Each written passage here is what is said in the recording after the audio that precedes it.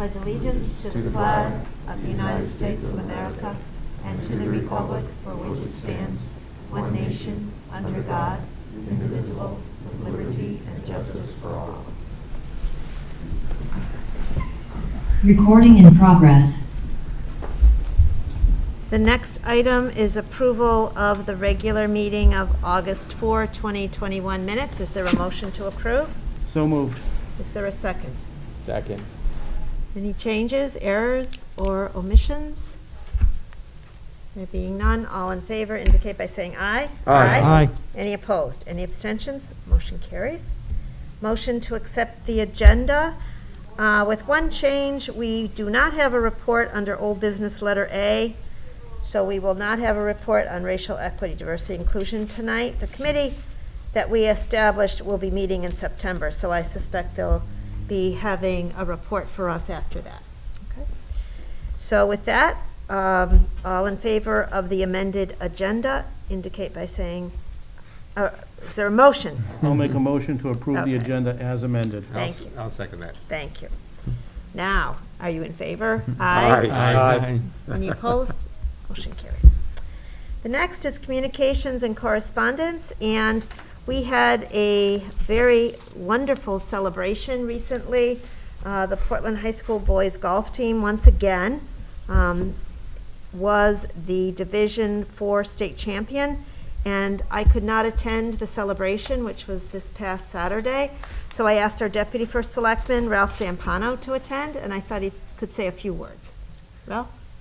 Yeah, it was, I've been at the previous one, so it's always nice when we can recognize the excellence of a group and a consistent excellence that you're talking about. You're talking about a program that has been consistent over the years, and we even talked about next year, and they felt comfortable that they have enough returning players and young players coming in that they can uphold the challenge that they face trying to maintain the level of excellence that they had.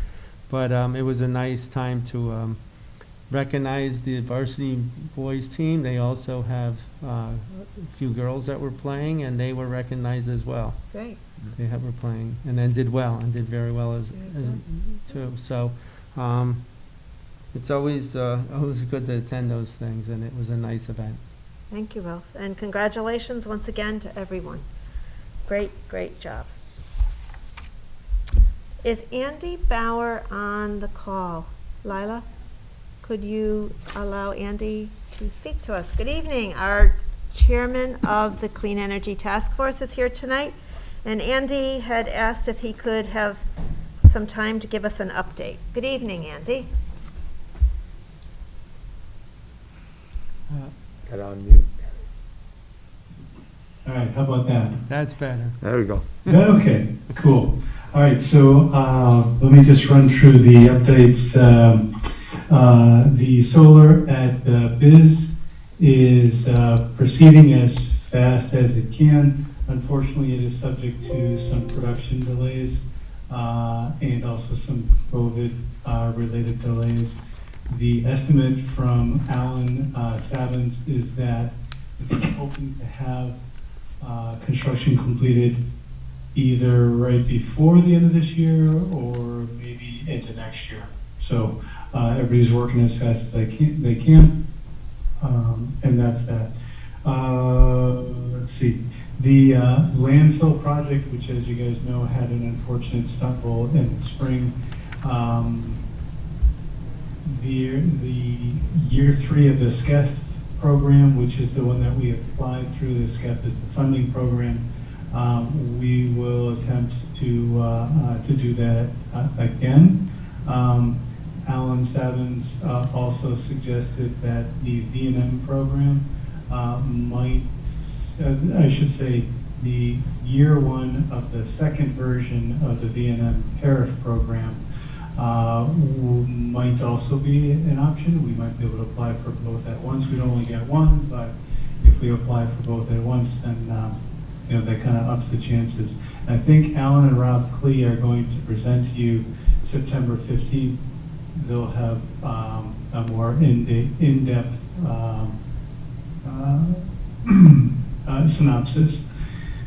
Okay, we've been looking at the Route 17 concessions building and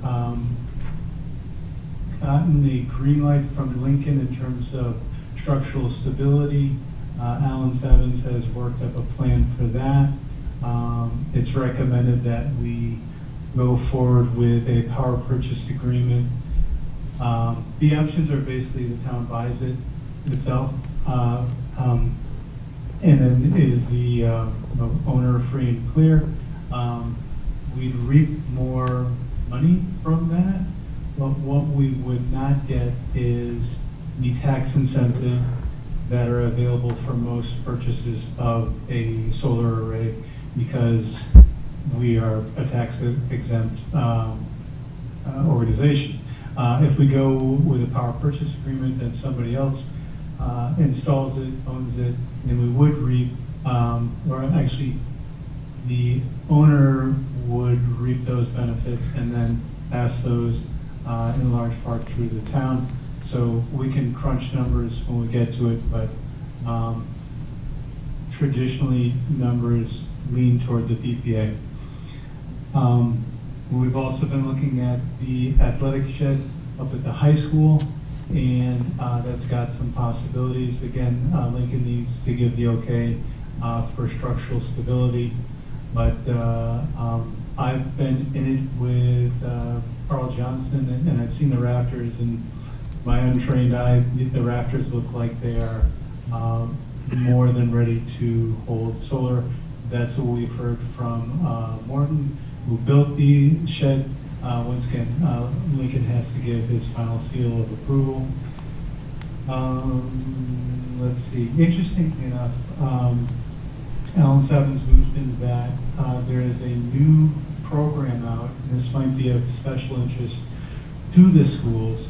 The Department of Administrative Services has a offering which will allow folks interested in going solar for like municipalities interested in going solar with a large array, having roof repairs be allowed to be wrapped into the solar installation, which would greatly defray those costs in both directions. So again, Alan can give more information on that program, but we'll want to keep an eye out for it and give it a close look, because it could be really good news. Last, if folks haven't heard, some of the changes that are looking to take place, kind of like specifically for residential, but possibly commercial, is that there are incentives out there for EV chargers, and there's also incentives from Eversource about home battery storage. So batteries for your solar array. So some exciting things coming down the pipe. I'm trying to make it really quick for you, but if anybody's got questions. Oh, one more thing. The Portland is partnering with East Hampton for an EV show, which is going to be September 25th at East Hampton High School, and that'll be noon to 3. So anybody who's interested in purchasing EVs, we'll want to show up. We'll have dealers. We'll have a lot of knowledgeable owners who can, talk your ear off about why they love electric vehicles. So I'll pause there. If there's any questions, I'll do my best to answer. Do you want to tell them about? When's the date, the last thing you? So the last EV thing you- show yeah. is the 25th of September. Oh. That is a Saturday, and it's at East Hampton High School. Joint venture from Portland and East Hampton. East Hampton's been doing this for a few years, so home turf there, that's fine. But noon to 3 are the hours. Okay, thank you. Okay, Andy, I just had, how you doing, by the way? Ready, Lou, thanks. the Sustainable State Network, I don't know if you've seen this document, but there's a document that we received as Board of Selectmen from Susan's office that is about Sustainable States Community Energy Challenge Phase 2. And I'm not sure if you're familiar with it or not, but it sounds very interesting, and I'll share it with you when we have an opportunity. But it seems like the first phase talks about climate change. The second part talks about energy efficiency within municipal buildings. And the third part talks about EV. If you know more about that, could you share what you know?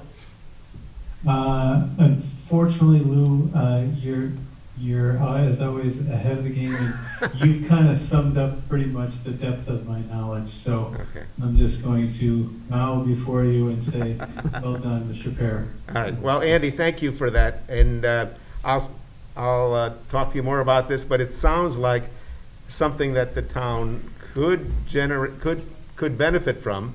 Sounds like some of the things that the committee is doing already, and the town is doing. So maybe it's a good opportunity for us to be at least recognized by this organization, and maybe help us with the Sustainable Connecticut points to go from bronze to silver.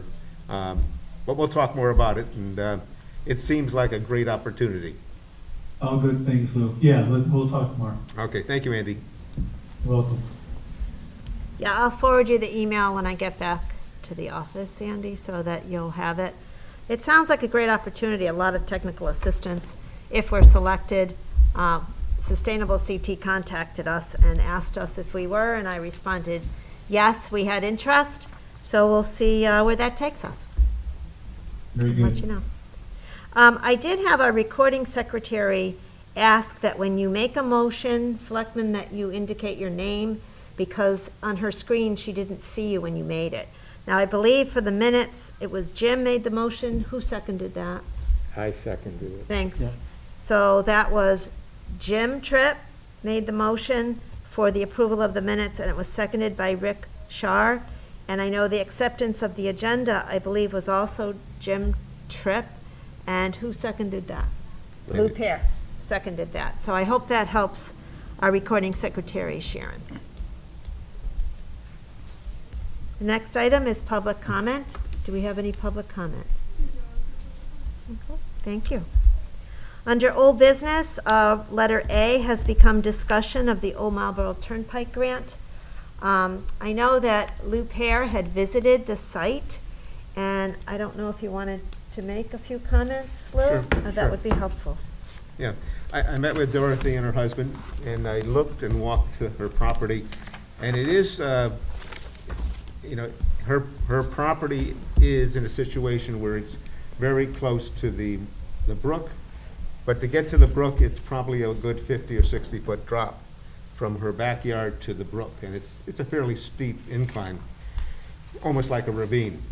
And what had happened, it seems like a combination of not so much the water from the brook, but the rain, the heavy rain, the trees that uprooted, and then as soon as that soil on the bank was saturated, it just, a good chunk of it just fell into right next to the brook.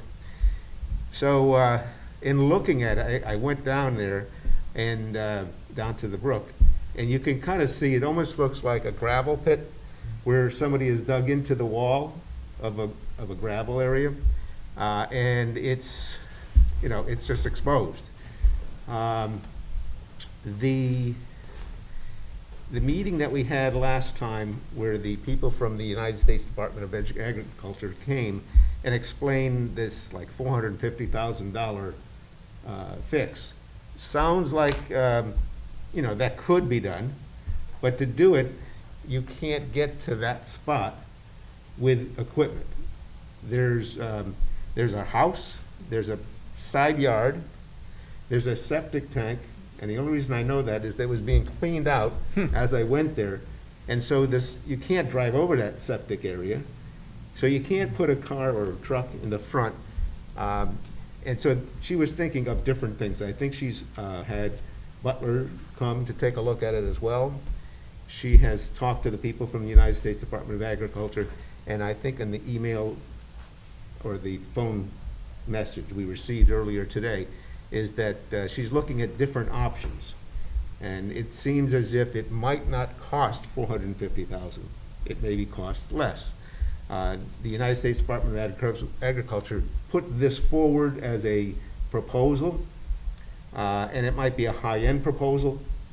There's other possibilities. So she's looking into different things, and very nice person.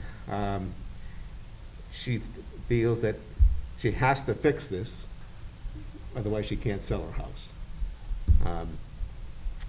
And I know that it's not, our responsibility to try to come up with the money, even though she did say that in most cases when there's a situation like this and the agriculture department gets involved, the sponsor is the town. But that's what she had told me. Either way, it's a situation that is unfortunate, and she's trying to see what she can do to make it better. Well, I do know that a concern certainly is for the well-being of this property, and I want to thank you for going to make a site visit and reporting back to us, Lou. I also indicated that while the town will entertain acceptance of the USDA grant, because that's the only way that money can come, there is nothing in the budget to provide the match, which is 25% of any cost, regardless of what the cost is.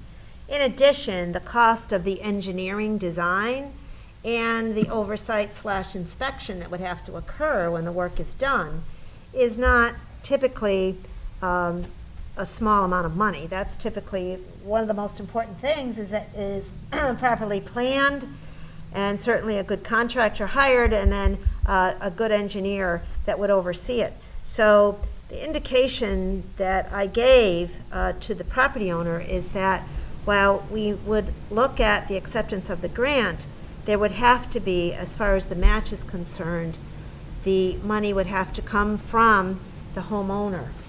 I am unaware of any other grants that would match or make the match. We did look into that with USDA. They weren't aware of any either. So certainly is, I think, an inclination to always help people, but given that this is a private property and that we would be able to accept a grant, I think that discussions could be had with the property owner as to how they propose the match and the design and the oversight would be paid. And it sounds like, from reading what Dorothy wrote to us, the proposal that's on the table needs some serious look at. It really needs to be looked at. That's an expensive method that USDA came forward with. I hope that there's a less costly option, and we look forward to hearing more from the property owner as time goes on. I don't know if anybody else wanted to weigh in on that. Well, I just saw that. Rick, can you hear Rick okay? I just saw that Dorothy's last email just before I came down. It sounded to me like that the U.S. government proposal was kind of, maybe a high end or a real, well, just a very high end remediation that may not be necessary for that situation. But it also sounded like that they could be, you could give them a different plan, and you don't have to follow their plan per se to Right. get some money. That So is that what was, she wrote to that us, was yeah. good news. Yeah, that was, And yeah. I kind of agree with your comments about the town's responsibility financially. Yeah, we don't have these type of endeavors budgeted, and it's certainly important that we look at how we can help and look at how we can prevent a problem from getting worse. So we'll continue to dialogue, and as I get more information, I will share it with the selectmen. Lou? Yeah, I was just going to add or ask you if it's possible, and maybe you know already, if Christy Carpino could be contacted, and are there state funding that could be the sponsor 25%? I know that in the eastern part of the state, where we had the crumbling foundations, you know, a similar type of unexpected problem was taken care of, and there were funding. And I think some of it was grant, some of it was loan. But if there's something there that could help Dorothy, maybe Christy could help. Yep. I will say that Kristen Walker, who was here last time from USDA, had looked into some of her contacts, but certainly I will contact Christie's office and see if they would be able to help us. That's a great idea. Okay, thank you. Probably the biggest benefit she could get would be to have a cost-effective plan that's well short of that large number that we had heard, because then it all becomes percentages anyway, so it's still gonna be a daunting number, I would assume, whatever number they come up with, but how much you can reduce it would make it more plausible to try to come up with a solution. Thank you. Letter B is appointments or reappointments to boards and commissions. Are there any nominees tonight? Nothing tonight. Under number 8, new business, you have a resolution. I will update you on the shelter diversion grant. I am very close to having an agreed upon contract or agreement with Mercy Housing and Shelter. And as you can see, the town of Portland applied for and was awarded a 2020 Homelessness Shelter Diversion Grant under Small Cities Community Development Block Grant, administered by the state of Connecticut. And whereas the town wishes to engage a subrecipient to assist the town utilizing these funds, and specifically the scope will include activities focused on shelter diversion. In other words, if someone's on the brink of homelessness, is there a way to provide them with adequate housing, safe housing, that's not at a shelter? That is something that is preferred. Number 1, the group, the Mercy Housing and Shelter, will assess families that are homeless or at risk of becoming homeless, referred through the Coordinated Access Network and the number 211. They will facilitate service triage for families experiencing a housing crisis and develop a plan for housing as part of a diversion strategy. They will explore possible alternatives to identify a positive outcome.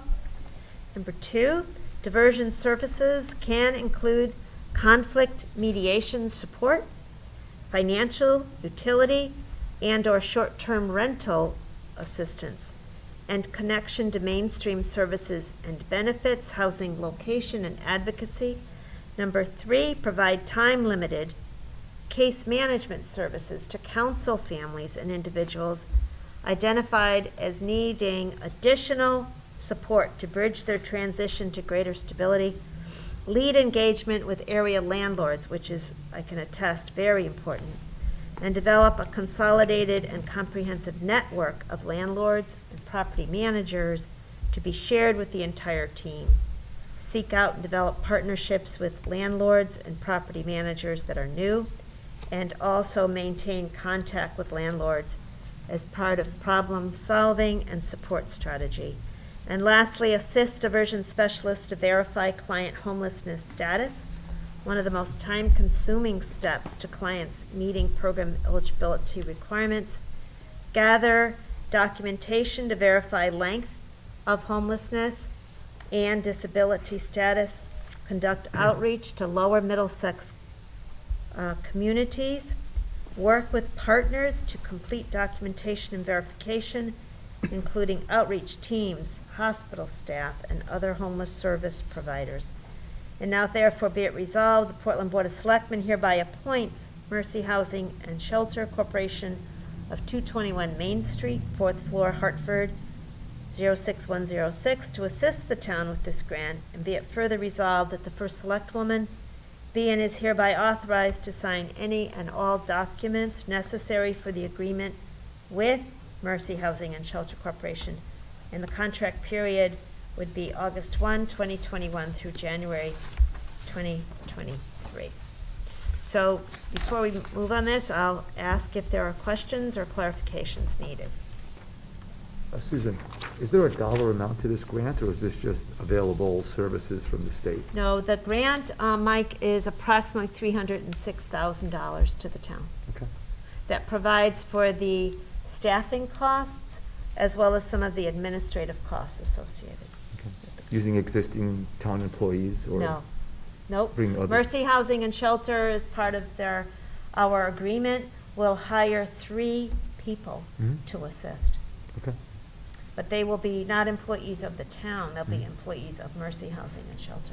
Got it. We will provide space for them, Mhm. and in fact, on Monday, they're coming to this building to look at potential space in the wing where the youth services is, where we believe there is some space. As you know, they'll be servicing not just Portland, but also all of Middlesex County, as well as Wallingford and Meriden. So they go, that's the Coordinated Access Network. You know, Connecticut has done a decent job of trying to find homes for people. And as we all know, when we travel the country, this is a problem all over. And to have a coordinated access and a coordinated methodology, I think is good. These grants are being given to many of the towns throughout Connecticut. I think we're the 3rd or 4th to get this. And I think it'll be well done. Mercy Housing and Shelter has a lot of experience in this arena. We have a committee made up of a representative from the First Church Congregational. We have a citizen at large, the head of Youth Service Bureau, as well as, let's see, we also have Ann Faust, who is also involved in homelessness in the greater Middletown area, myself, and our grant writer, who is Fran Martin, who is an expert in this arena. So we're making a concerted effort on this. As part of small cities, you have to follow a lot of of course, their rules. It's federal money. And I took a training class in order to be a certified grant writer for this, and grant administrator, I should say, for this program. So I'm willing to, when I'm not here anymore, to still help out in that capacity, because you're supposed to have at least one person that has this training. And it was a 2-week, so many hours, so many days to take that. So until another person is trained, we want to be in compliance with this program. So hopefully we'll get it up and running and other people can go for training. Going forward, small cities can be very helpful in terms of funding various needs that towns have. We have to compete for small cities. The larger cities in Connecticut, like Middletown, Hartford, New Haven, they get block grant money because of their size. And because we're a smaller town, we have to compete for these grants with others. So you don't always get funded, but to have the training and become proficient at administering this can be very, very helpful. And Fran Martin is helping us quite a bit, and also Dale Krupp, who wrote the grant. We have a pending grant, as you know, that we have not been given yet, but it is to provide a new kitchen at the senior center. Good. So that is still being reviewed. As soon as we find out, yes or no, I'll let you know. So if you're ready for the question, would someone like to make the motion to approve? Sure.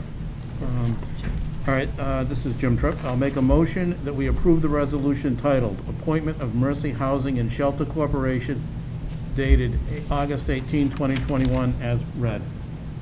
Is there a second? I'd like to second it. That's seconded by Michael Pelton. Further discussion? I want to thank the Selectmen for allowing us to proceed with this. I think it'll help a lot of people, and I think it's well-founded, so thank you. I think Great program. the only thing I would say is that I know many years ago I was made aware of Mercy Housing Shelter, and every Christmas time I give a small donation, and so as a result, I see all of the, The work they things do? that come out, the Yeah. brochures, and they do a great job with so many programs for people that really need it. So I'm glad that we're getting an opportunity to take advantage of it as well. Thank you, Ralph, that's good to hear. Yeah, they did a wonderful job in their application and also in their interview, and we look forward to working with them and using their expertise. All in favor, indicate by saying aye. Aye. Any opposed? Any abstentions? Motion carries. Status and committee reports. I have a brief report on the Brownfields program. I talked with our funders today. That's DECD, and I spoke with Amy Valancourt from Ty and Bond.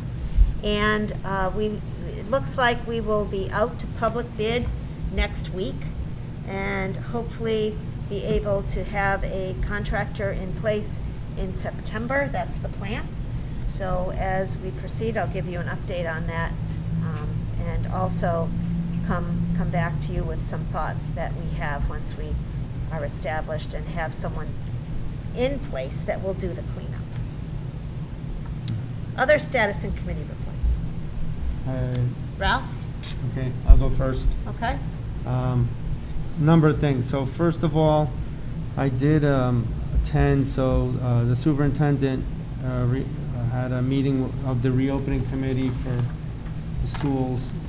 It was a committee that was formed originally when COVID all began and how they were going to deal with opening schools back up, getting Chromebooks out to students. So that committee was formed with representatives from the different areas. So I represented the Board of Selectmen.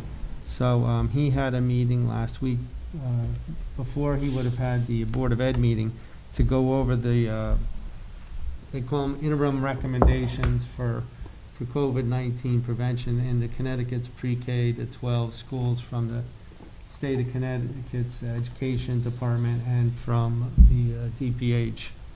So he just went over the recommendations that they were providing so that everyone would be aware, and then he was going to present it later. I wasn't at the Board of Ed meeting later on, but he was planning to present it to them and just wanted to get feedback from the different groups before he presented it to the Board of Ed. So, another year, another set of challenges, so makes it interesting.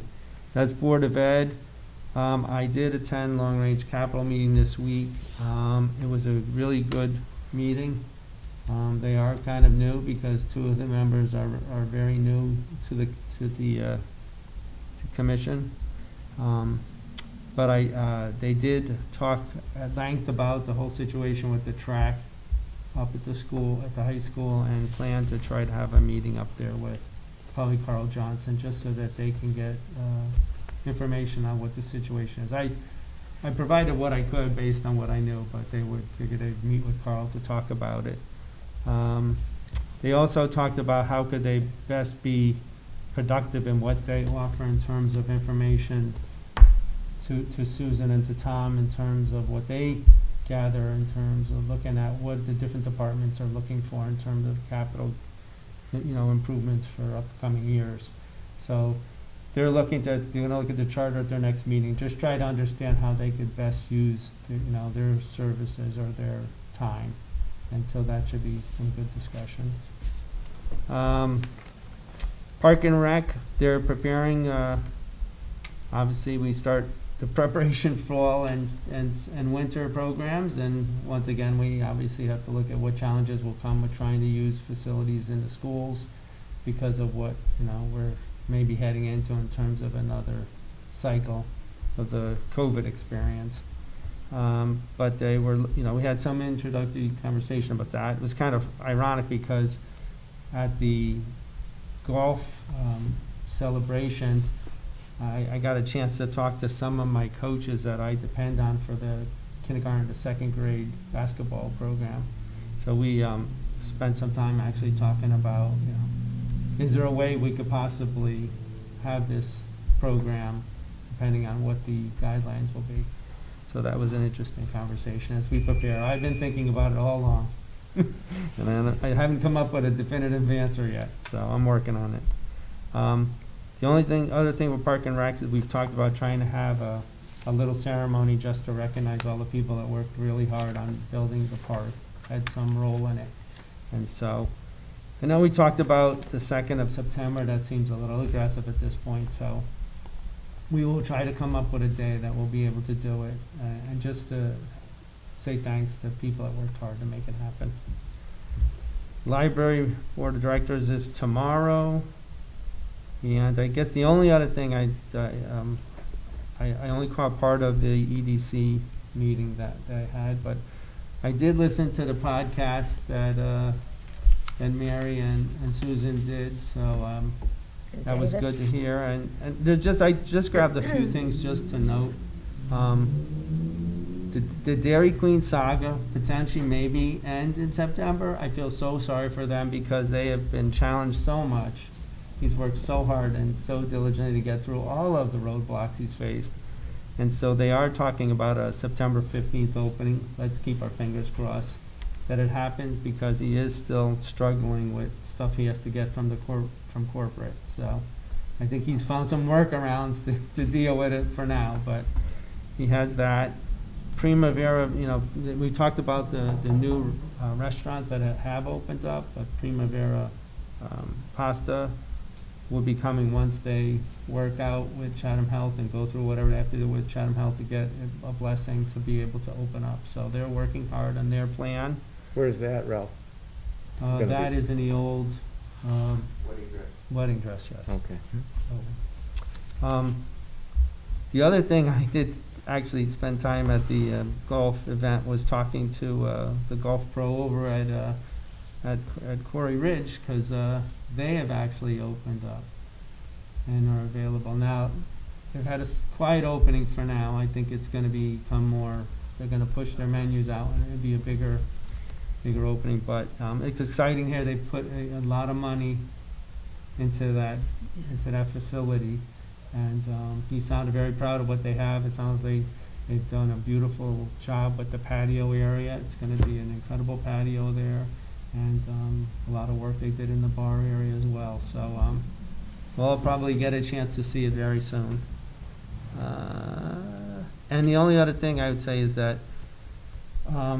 with regards to Brainerd, there was a meeting on August 11th where basically all of the utility companies came together at the site and walk through, I think, the transportation plan that's being presented, how they're going to change the traffic flow and where the utilities may be in that plan. So that was, we're moving along.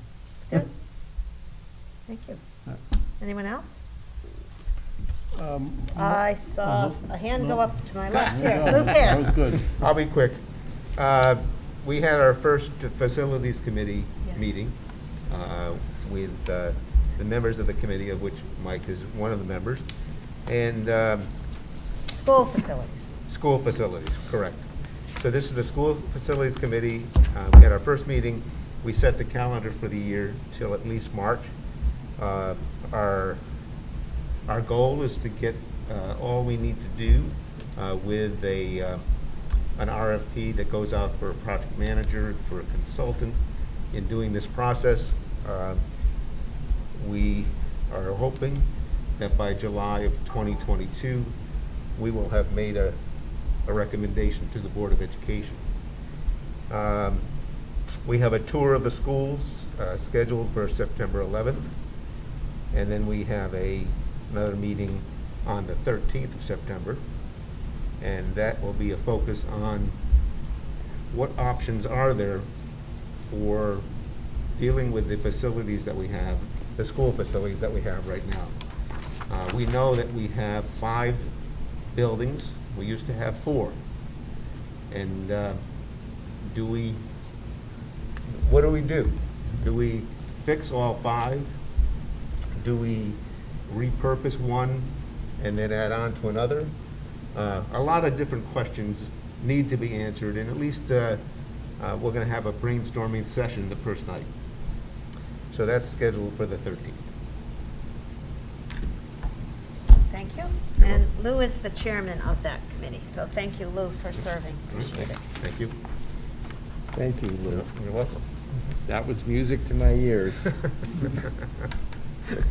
Well, I think, it's Scott Nichol, who's on the committee, superintendent in Ellington, nominated me, and I'm happy to be on that committee because I do have some experience in school additions or renovations or things like that. And I spent 35 years in education, so I think I could be helpful.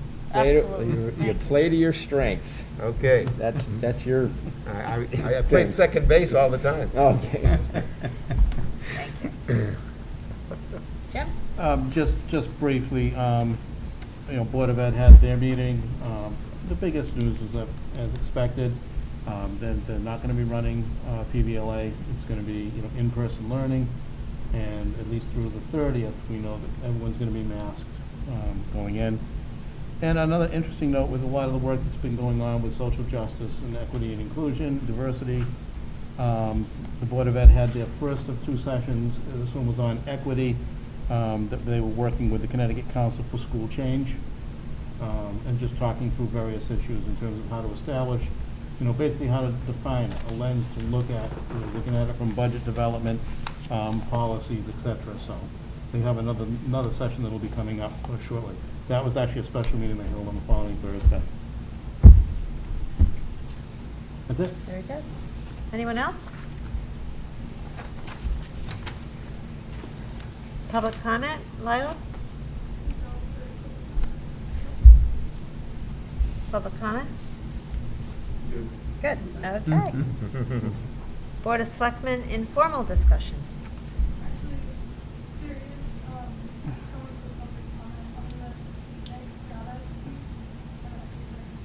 Meg Scotta, she said. Okay.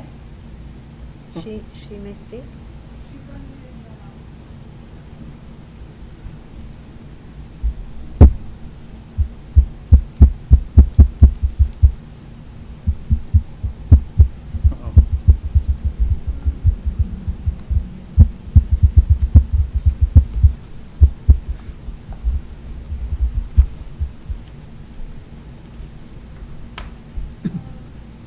Oh, she's on mute.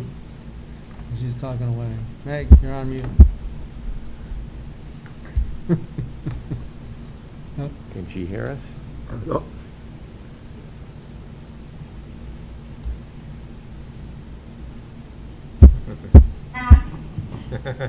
was gonna be simple. Hi, Can you hear me Meg. now? Yes. Okay. I'm very pleased that the Mercy Housing Resolution passed and that we've accepted that, and Susan will have a contract shortly. I've been serving as the interim director of youth services, and I look forward to having that relationship. This is very timely in terms of housing for our citizens and the citizens, the people who reside in the area that Mercy Housing will service. The moratorium on rent has ended and then was confused and reinstated. The mortgage moratorium has also ended, and I think this couldn't be any more important than it is right now. And so I'm ready, willing, and able to help in any way that I can to accommodate office space and also get this program started when they come in September. So thank you, and thank you to the Board of Selectmen for approving this tonight. Thank you, Meg. You're welcome. Thank you. Is there anyone else, Lila? Thank you. Now we'll move on to Board of Selectmen general informal discussion. Just one informal item. I guess I'll throw 2 out there. One, thanks to everyone who came out. We ended up with a really solid concert series and a night of community. I want to say with the 4 concerts, we probably ended up between the 4 concerts with, certainly somewhere between 23 and 2,700 people at the park over the 4 nights. So, and we only had 1 concert that was impacted at all by rain, but all in all, it was a great event. So it was great to see so many folks out just enjoying themselves and relaxed and just kind of, like I said, a night of community. It was really fun to watch. And then the other one is that in August, we've been doing these every month. This Monday, August 23rd, we have another food share food distribution. We should be set for volunteers. It's gonna be the same thing. You don't have to be registered with the food bank if somebody needs help. We're gonna create one-way traffic flow from Freestone, exiting onto Waverly, and it'll start at roughly 1 PM, and we'll just be loading things in the backs of people's cars. We don't know the nature of the distribution yet, but we'll find that out tomorrow or Friday in terms of exactly what's coming, but we do know it's gonna be Monday, the 23rd. So, Great. if you know anyone in need or needs any assistance at all, they are free to come. Thank you. And I know Mike helps a lot Yeah. too, Mike Mhm. Colton, so Yeah. thank you, and thank you to Ruth Mayo and all of the volunteers. Do a tremendous job. I have visited a few times and witnessed all the good work that is done. So thank you. Anyone else? Rick? I have a couple of kind of questions. Let's see here. What, I noticed on our budget that we have sale of town property, 100,000. Yes. But we actually sold the property for Double. substantially more, double. Yep. And I was trying to look through here, so somebody mentioned in just light conversation, gee, if the town had some extra money from a sale of property, that maybe it should go to our open space fund.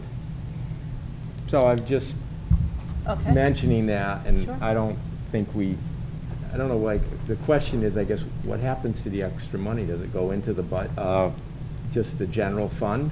Well, Until- as you know, all of our estimates for revenue, all of our estimates for expenditures are just that, they're estimates. So on occasion, we go over the estimate in revenues, and occasion we go under. So it's really not, I think, until we get to that fourth quarter that we Okay. begin to know, Rick, how the revenues and expenditures are falling. At this point, we don't know fully the end of fiscal year '21, but it's certainly something for us to talk about in the future. You'd have to do you'd have to take some action on that, and I suspect it would likely be the next board that would do that. Right. We did make our contribution of the $50,000 that we're required to make Okay. for last fiscal year. It wasn't in the budget, but I had instructed finance to look and make sure that money was put into the open space land Okay. acquisition, because that is the law of the town, and I wanted to be sure that we did. So that did occur, and then, as you know, this year, in the budget, you included it, so that will go in there. Okay. But could there be another contribution to that fund? Absolutely. And it would be really up to this board to make that determination, and it's usually made with the advice and consultation of Tom, our finance Yeah. director. So, but just remember, sometimes it comes in high, sometimes it comes in low. We're very fortunate that that did come in the way it did, and I thank the board for giving us approval to move ahead on that. And I think our sales agent did a great job too. Angela Yes. Resco managed that for us, and I think she did a fine job. And we closed before the end of July, so that's good. And I thank Okay. our purchaser as well. So Um, all around good. Yeah, okay, I'm Does glad that that. answer your Yes, question? very much so, and I'm glad to hear that we were able to make our contribution. So that's great. Yes. Then I was gonna ask you if you heard anything from Tilcon. I have not From a- heard from Tilcon, but I do have from Jacobson Engineering a schematic that I was going to show you and Lou Oh, in okay. particular. And then we can share that with Tilcon. It's in our house to get back to Right. Chris Okay. at Tilcon, so. So another thing, sort of along that lines, is, and I don't know if we're ready for this or not, but Okay. the Rockfall Foundation, I had spoken with them about a year ago about our riverfront access, and they said they had grants available and that we would be eligible. And then, because I'm a member, I get their emails and stuff. And they're going to be accepting grants this fall for, I guess for they usually give them out by the end of the year. So that might be something, whether it's this year or another year, that It doesn't hurt to put an application in if you especially if Lou and I that- want to get together in terms of this project. Maybe we could brainstorm what would be good. We'll bring it back and. Yeah, okay. Well, As a it just- committee, I'd be happy to do that. I think it's a pretty straightforward application that they have, if I'm not I can, mistaken. if you'd like, I can ask them, or That'd be Tony great. Marino, or, That'd be great. Thank you. okay. That'd be great. Thank you. And I most likely will not be at the September 1st meeting. Oh, okay. And if I am, I'll try to Zoom in, but, Okay. okay, thank you. Thank you for letting us know. Anything else? I have a couple things. Yes. It's kind of funny you said open space, because I ran into John LaShane at the post office. Okay. And he said he thinks he'll be coming before us to talk about some opportunity for some open space purchase, so. Yes. And he has contacted my office as well. Yeah. The second thing was just a quick one, because to be honest, I don't remember where we left off, but it's with regards to trying to utilize the speed signs on Main Street. I thought we talked about catching up on it. I don't. We did, yep. It's still something that Public Works is working on. As you know, they have a lot of tasks in the summer, but it certainly is one that Bob is working on, and I'll get an update from him this week. That'd be great, thanks.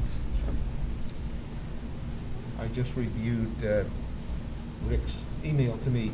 The due date for that application Yeah. is November 10th. Oh, November 10th. November 10th for this, for next year. Yep. So we have time Yeah. to meet, and then maybe we could at least decide what Sure. we think the grant could be used for. Obviously, we need to get a road in. Need a road, a fence? Yeah. Okay. Well, then, Sure, let's do that. Rick and I will kind of put our heads together on that, and then we'll touch base with you, and we'll Sounds see if good. we can Put something together. Yeah, I think that's a great idea. Proposal. But I will, the email from Jeff Jacobson is a little difficult to read on your screen. Okay. That's why I printed it. It's, you know how they are, What you those just maps showed are- us? Yeah, Yeah. Okay. yeah, and I'll send it. He to sent you. me a package. Oh, like he a- did, okay. Like, I looked at it briefly once. Let me see if it's similar to, and if good. you send me the email, will. I'll see if it matches up. If it's what he sent me in the package, then I can bring it to you. It's much easier to look Okay. at. It's bigger. Yeah, it's hard to read Yeah. those, yeah. But it looks good. Yeah, mean, I think so. Yeah, I think we should send it. Yeah. This is to send to Tilcon. You know, they have for, I think, over 50 years allowed us to use their land as a baseball field, and now they're very interested in seeing if they can work with us to have access to our riverfront property that's nearby in the back there. That's the map that I'm showing everybody, and we'll get back to you on it. Anything else?